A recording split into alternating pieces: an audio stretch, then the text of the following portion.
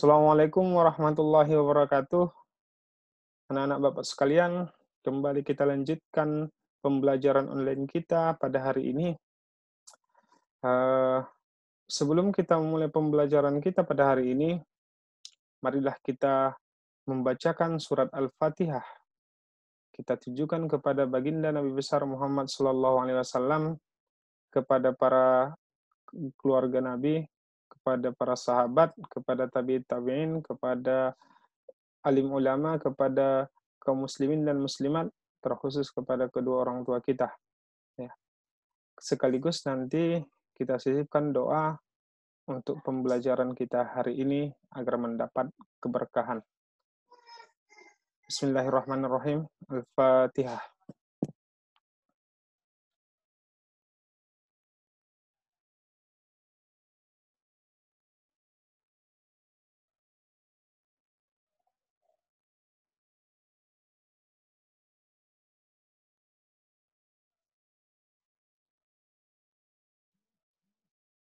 Amin, amin, amin, amin ya Rabbal Alamin. Mudah-mudahan doa-doa kita pada hari ini diijabah oleh Allah Subhanahu wa Ta'ala.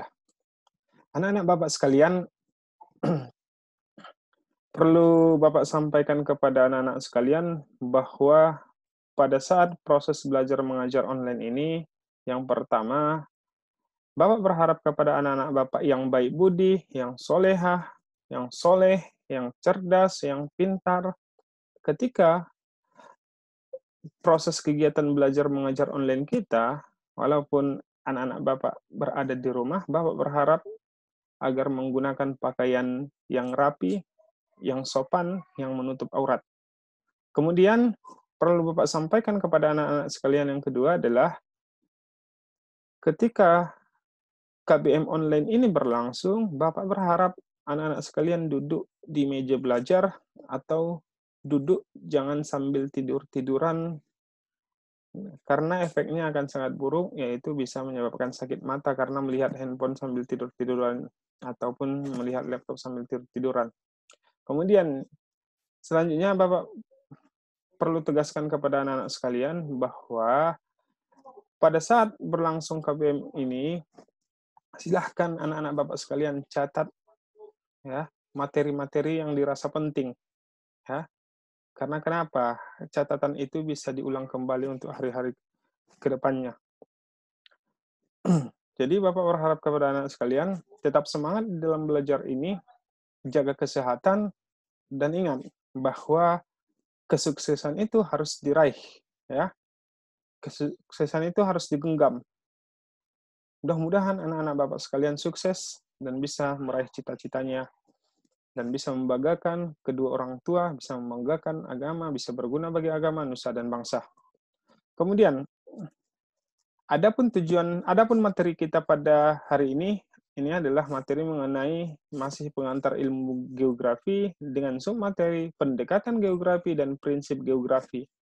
Adapun tujuan pembelajaran pada hari ini, bagaimana anak-anak Bapak sekalian bisa memahami apa itu pendekatan geografi dan prinsip geografi di dalam kehidupan sehari-hari dan keterkaitannya dengan ilmu yang lain dan keterkaitannya dengan faktor-faktor alam ataupun sosial yang lainnya.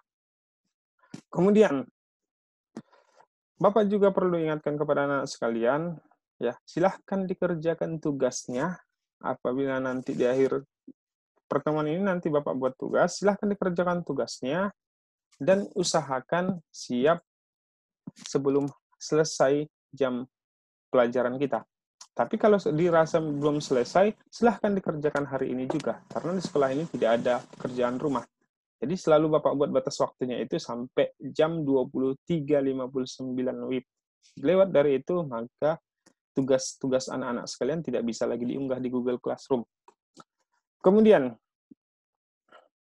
jika ada yang ingin ditanyakan mengenai materi-materi yang disampaikan, silahkan ditanyakan dengan bahasa yang santun di kolom komentar di Google Classroom, di tempat di mana diuploadnya video ini, ya, ataupun materi ini.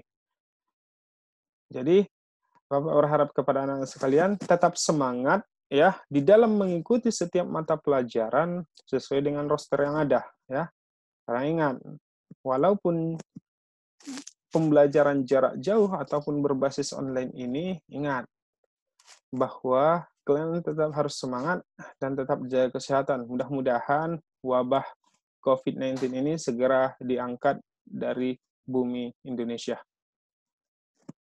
Kemudian satu lagi yang perlu Bapak tekankan sama kalian agar tetap taat terhadap aturan ataupun tata tertib sekolah yang telah disepakati. Oke? Sekarang kita lanjutkan. Apa sih sebenarnya pendekatan geografi dan prinsip geografi ini? Sebelum masuk ke sini, coba anak-anak lihat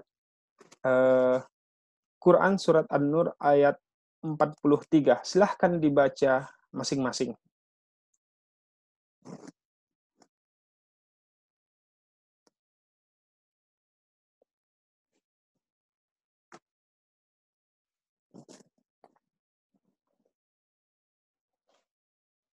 Oke, kita perhatikan artinya. Tidakkah engkau melihat bahwasanya Allah mengarahkan awan bergerak perlahan-lahan, kemudian dia mengumpulkan kelompok-kelompoknya, kemudian dia menjadikannya tebal berlapis-lapis. Selepas itu, engkau melihat hujan turun dari celah-celahnya, dan Allah pun menurunkan hujan dan batu dari langit, dari gunung-gunung atau awan yang ada padanya. Lalu ia menimpakan hujan batu itu kepada sesiapa yang dikehendakinya dan menjauhkannya dari siapa yang dikehendakinya. Sinar kilat yang terpancar awan demikian keadaannya, hampir menyambar menghilangkan pandangan. Quran Surat An-Nur ayat 43. Bisa kita lihat bahwa di dalam ayat ini menjelaskan tentang bagaimana proses terjadinya hujan mulai dari yang namanya dibentuk ataupun permulaannya itu berawal dari awan, ya. Kemudian awan-awan ini bergumpal, kemudian turunlah hujan, ya. Kemudian di sini juga dijelaskan bagaimana proses terjadinya kilat. Ingat bahwa ilmu geografi ini, ya, semua sudah dijelaskan, sudah ada pembahasannya di dalam ayat Al-Qur'an, ya. Kemudian dijabarkan lagi di dalam ilmu geografi itu. Itulah keterkaitan antara kitab suci Al-Qur'an dengan ilmu geografi, ya. Jadi masih banyak ayat-ayat di mana materi-materi dalam geografi itu sudah ada sebenarnya dijelaskan di dalam kitab suci Al-Qur'an. Jadi Bapak berharap kepada anak sekalian ini silahkan diingat atau kalau perlu ayat ini dihafal. Ini mengenai peristiwa terjadinya hujan dan kilat. Oke? Kita lanjutkan. Apa yang dimaksud dengan pendekatan geografi dan prinsip geografi? Inilah materi kita yang akan kita bahas, kita kupas tuntas pada pertemuan kali ini. Pendekatan geografi itu adalah suatu metode ataupun cara analisis untuk memahami berbagai gejala atau fenomena geosfer yang terjadi di permukaan bumi. Jadi, pendekatan geografi ini bagaimana cara melihat, memahami berbagai gejala ataupun fenomena geosfer. Ini lapisan geosfer, lapisan-lapisan yang ada di bumi, mulai dari litosfer, hidrosfer, atmosfer, antroposfer, fedosfer, biosfer. Inilah yang akan dilihat, dipahami, ya, fenomena-fenomena ini yang terjadi di permukaan bumi kita, ya, mulai dari tingkatan-tingkatan tertentu sampai tingkatan-tingkatan yang lain. Itulah dia yang ada di dalam fenomena geosfer. Geosfer itu, ingat, itu ada 6. Litosfer, hidrosfer, atmosfer, fedosfer, antroposfer, biosfer. Ada 6. Fenomena-fenomena inilah yang akan dilihat di dalam pendekatan geografi, ya, yang semuanya itu terjadi di permukaan bumi. Jadi, ini bagaimana metode ataupun cara menganalisisnya. Itulah dia pendekatan geografi. Kemudian, kita lanjutkan. Pendekatan penelitian geografi. Ada 3 pendekatan utama ataupun tradisi geografi yang dipakai untuk mempelajari geografi. Jadi, ada 3 pendekatan geografi yang perlu dipahami, diingat, ya. Nah, apa yang pertama? Yang pertama itu adalah pendekatan keruangan. Apa yang dimaksud dengan pendekatan keruangan? Pendekatan keruangan itu adalah suatu metode analisis yang menekankan analisisnya pada eksistensi ruang yang berfungsi untuk mengakomodasi kegiatan-kegiatan manusia. Itulah dia pendekatan keruangan.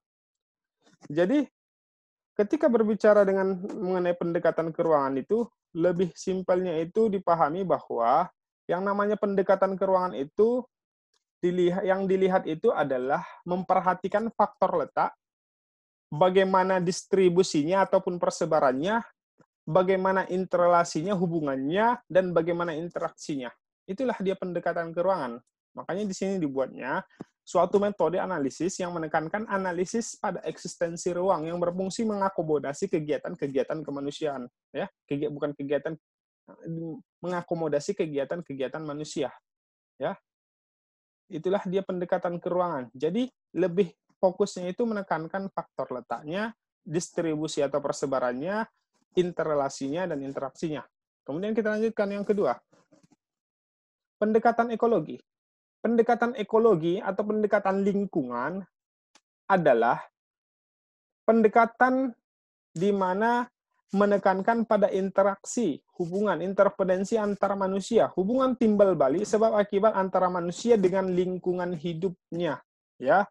Jadi ekologi atau lingkungan itu ini bagaimana menelaah gejala interaksi dan interrelasi, ya, interaksi dan intervensi, hubungan timbal balik, hubungan sebab akibat antara manusia dengan lingkungannya. Itulah dia ekologi atau pendekatan lingkungan.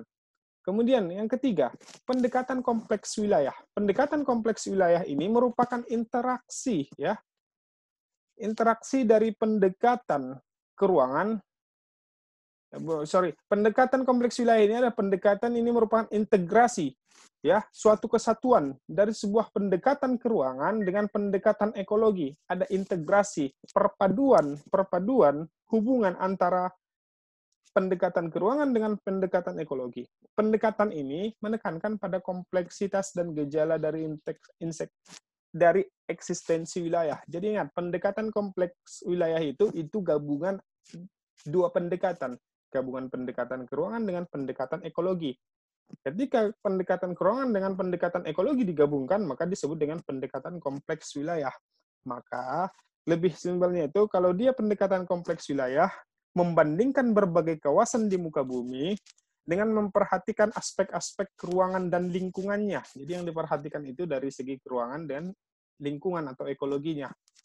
Dari masing-masing wilayah secara komprehensif. Itulah dia pendekatan kompleks wilayah. Jadi ada 3 pendekatan. Biasanya kalau muncul yang namanya soal dalam bentuk multiple choice, ya, berarti cuma 3. Option A, B, C. Kita boleh option A. Berarti 2 lagi opsinya salah. Karena pendekatan itu cuma ada 3. Ingat, pendekatan cuma 3. Ketika muncul soal multiple choice, ya, di mana dibuatnya pernyataannya, kemudian ditanyakannya pendekatannya, ingat, 2 di antaranya sudah salah. Karena cuma 3 pendekatan. Kemudian, kita lanjutkan. Prinsip dalam geografi, ya.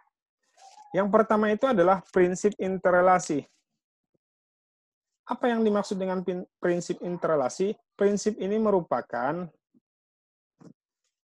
suatu hubungan yang saling terkait dalam ruang antara gejala yang satu dengan gejala yang lainnya. Itulah dia prinsip interrelasi. Jadi ada hubungan yang saling terkait dalam ruang antara satu gejala dengan gejala yang lainnya di muka bumi.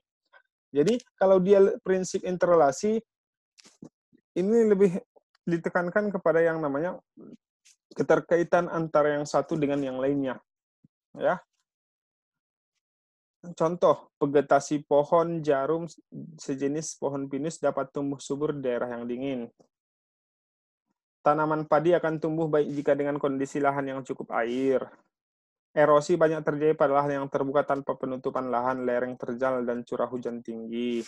Jadi prinsip interrelasi itu ada juga hubungan antara manusia dengan alam. Ya, bisa hubungannya itu hubungan antara manusia dengan alam. Bisa juga hubungan antara satu alam dengan alam yang lain. Bisa juga untuk hubungan antara satu manusia dengan manusia yang lain. Makanya dibuatnya di sini, prinsip interrelasi adalah hubungan yang saling terkait dalam ruang antara gejala yang satu. Gejalanya yang satu dengan gejala yang lain. Ini contoh prinsip interrelasi. Contohnya. Kemudian, kelaparan dan kemiskinan banyak terjadi di daerah dengan lahan kering, suhu tinggi, aksesibilitas rendah, dan pendidikan terendah. Ini kan hubungan timbal balik, hubungan yang saling terkait antara satu ruang dengan ruang yang lainnya. Kemudian, yang kedua adalah prinsip deskripsi. Prinsip deskripsi ini adalah penjelasan mengenai gejala-gejala yang dipelajari, di mana deskripsi ini biasanya disajikan dengan tulisan, bahkan dilengkapi dengan peta, diagram, grafik, tabel, dan gambar. Lebih mudahnya, yang namanya prinsip deskripsi itu, dia menjelaskan mengenai gejala-gejala yang dipelajari. Penjelasannya itu biasanya dimuat dengan menampilkan tulisan. Di dalam tulisan itu dilengkapi dengan peta, diagram, grafik, tabel, dan gambar. Dan apabila ada soal, kemudian di dalam soal itu ada pernyataan yang menjelaskan tentang peta, diagram, grafik, tabel, dan gambar, maka itu adalah prinsip deskripsi, prinsip penjelasan. Kemudian yang ketiga, prinsip persebaran. Prinsip ini merupakan suatu gejala yang tersebar yang tidak merata di permukaan bumi, yang meliputi bentang alam, tumbuhan, hewan, dan manusia. Secara alamiah, kondisi fisik antar wilayah berbeda yang satu dengan yang lainnya. Jadi, prinsip persebaran ini menjelaskan tentang suatu gejala yang tersebar yang tidak merata di permukaan bumi. Artinya apa? Persebaran itu tidak semua tersebar antara satu wilayah dengan wilayah yang lainnya, tapi persebaran itu tidak merata, bisa berbeda-beda ya, bisa berbeda floranya, bisa berbeda faunanya, bisa berbeda iklimnya, bisa berbeda curah hujannya, dan lain-lain. Jadi ketika ada prinsip yang menjelaskan tentang persebaran yang tidak merata di permukaan bumi, dilihat dari berbagai faktor-faktor tertentu, seperti kondisi fisik wilayah yang satu, ataupun bentang alam yang satu, tumbuhan yang satu, hewan yang satu, atau manusia yang satu, maka itu adalah prinsip persebaran.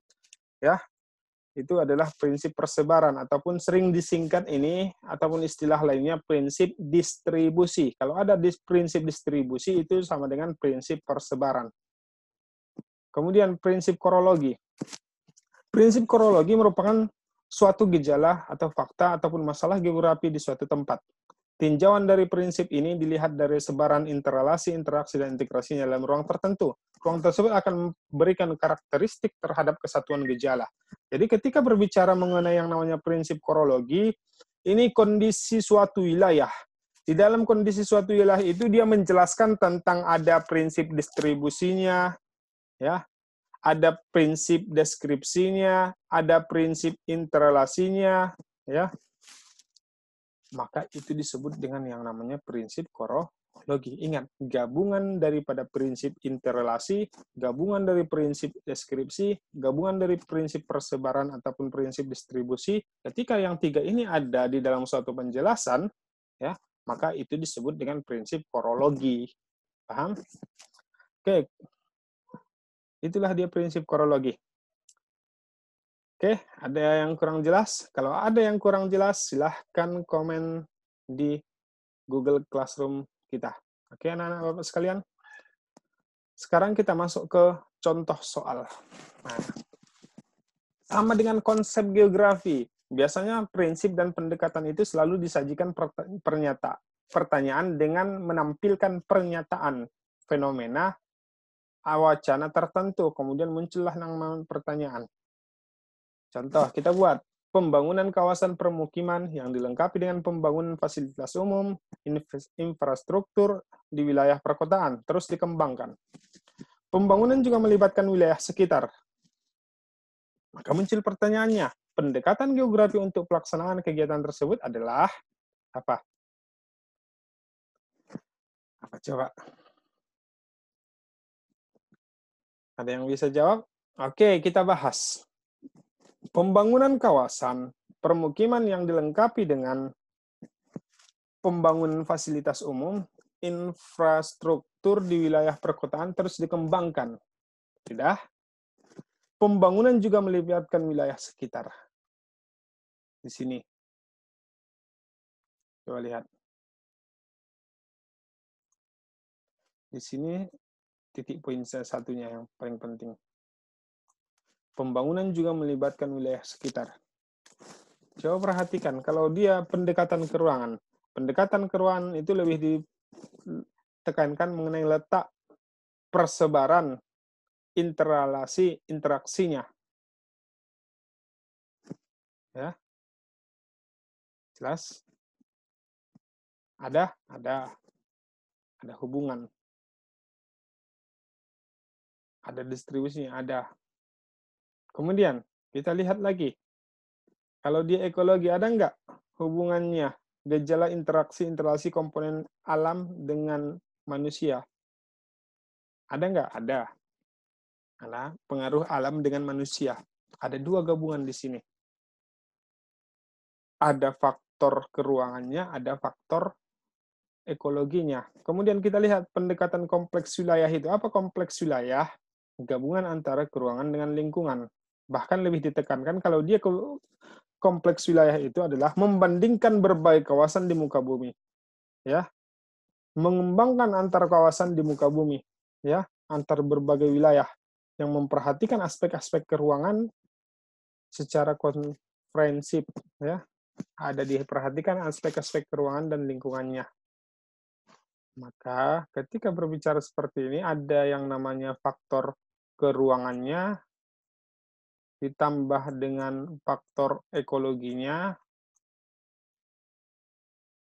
maka itu adalah namanya pendekatan kompleks wilayah, ya. Maka jawabannya adalah E. Oke, jawabannya adalah E. Ini jawabannya.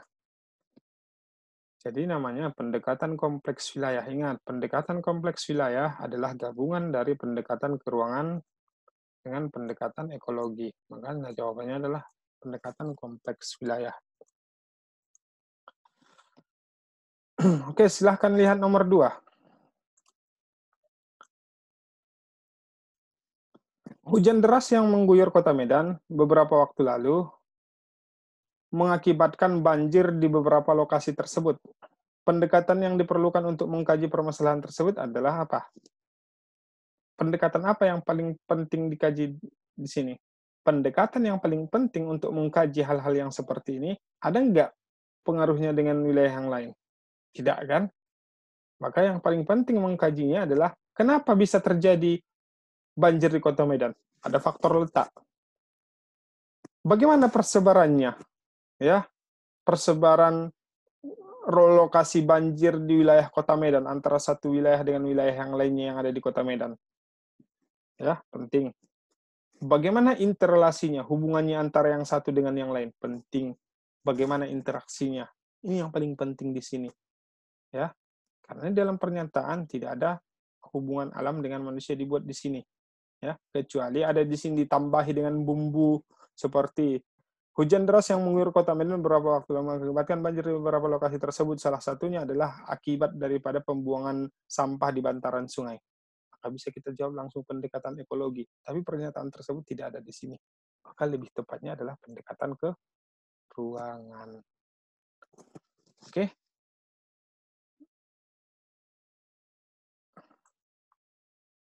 Kita lanjutkan.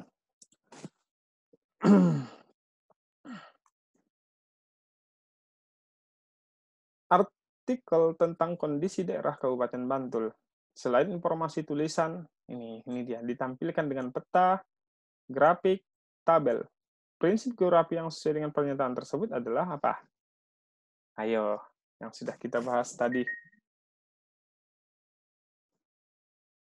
Ayo, apa jawabannya? Maka jawabannya adalah prinsip. Ya, apa jawabannya? Prinsip. Oke, kita lihat. Masih ingat? Nah, deskripsi. Ingat, dilengkapi dengan peta, diagram, grafik, tabel, atau salah satu di antara yang ini. Atau beberapa di antaranya ini. Maka jawabannya adalah prinsip deskripsi. Jadi jawabannya adalah B. Fenomena alam yang berupa gempa tektonik yang terjadi di kawasan Indonesia itu akibat karena adanya kaitan antara pergerakan lempeng tektonik antara lempeng Pasifik, Eurasia, dan lempeng Indo-Australia. Prinsip geografi berkaitan dengan fenomena tersebut adalah ini fenomena alam. Ini ada hubungan antara yang satu dengan yang lainnya, adanya yang saling terkait antara yang satu dengan yang lainnya. Yang terkait antara yang satu dengan yang lainnya, maka itu disebut dengan keterkaitan ruang. Jawabannya adalah prinsip interrelasi. Oke? Itu dia. Oke, anak-anak Bapak sekalian. Demikianlah yang materi kita pada hari ini. Perlu Bapak sampaikan kepada anak-anak sekalian, tetap semangat belajar. Kemudian apabila ada pertanyaan mengenai materi kita hari ini, silahkan ditanyakan. Ya, jangan ragu-ragu, silahkan ditanyakan. Ya, silahkan ditanyakan di dalam kolom komentar. Kemudian nanti kerjakan tugasnya ya.